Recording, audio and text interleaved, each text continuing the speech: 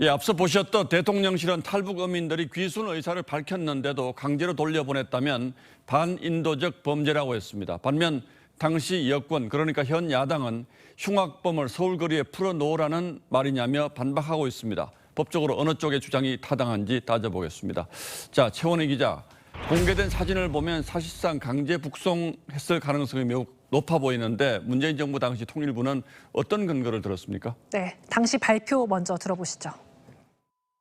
살인 등 중대한 비정치적 범죄로 북한 이탈 주민법상 보호 대상이 아니며 우리 사회 편입 시 국민의 생명과 안전에 위협이 되고 흉악 범죄자로서 국제법상 난민으로도 인정할 수 없다고 판단하여 먼저 북한 이탈 주민법상 보호 대상이 아니라는 점을 들었습니다. 하지만 이 법으로 탈북 어민들을 지원 대상에서 제외할 수는 있어도 국민 자격까지 없앨 수 있는 건 아니라는 주장이 나옵니다. 자, 그러니까 핵심적으로 한 줄로 요약하자면 헌법상 흉악범이라고 하더라도 우리 국민으로 봐야 한다 이거잖아요? 네, 그렇습니다. 오늘 대통령실은 당시 북송이 헌법 그리고 국제법을 모두 위반한 조치라고 했는데요.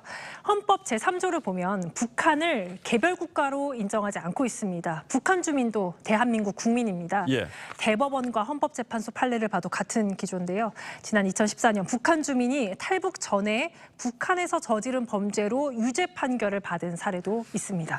그런데 민주당에선 엽기적인 흉악범을 우리 국민으로 받아들이라는 말이냐 이렇게 주장하잖아요. 일견 이것도 일리가 없진 않아 보입니다만.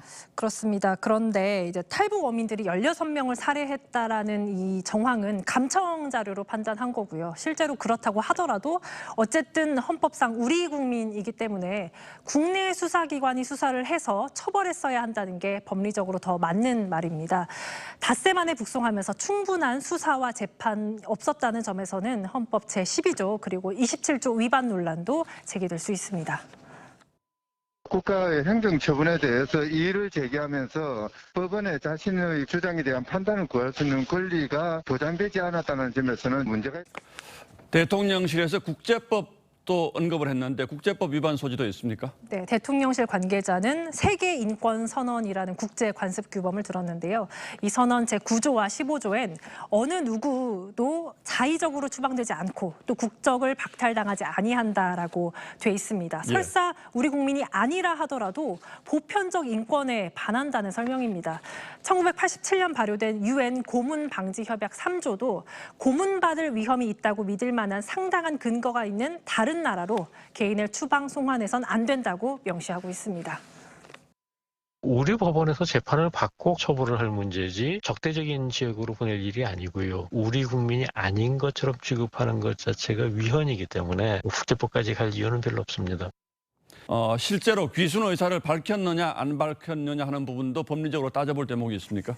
귀순 의사를 밝혔는지 안 밝혔는지 상관없이 일단 우리 국민에 대해서 충분한 조사를 했는지가 중요할 겁니다. 북송 사례로는 1993년 이인모 씨 그리고 2000년 비전향 장기수 63명 사례가 있는데요. 이들은 이미 국내에서 처벌을 받았고 송환 절차도 투명하게 공개된 바가 있습니다. 예, 납포든 귀순이든 그 당시에 이 과정을 투명하게 공개하고 국내법에 따라서 적법하게 처리했다면 이런 논란이 남지 않았을 텐데 참 아쉽긴 합니다. 네. 예, 최원희 기자 잘 들었습니다.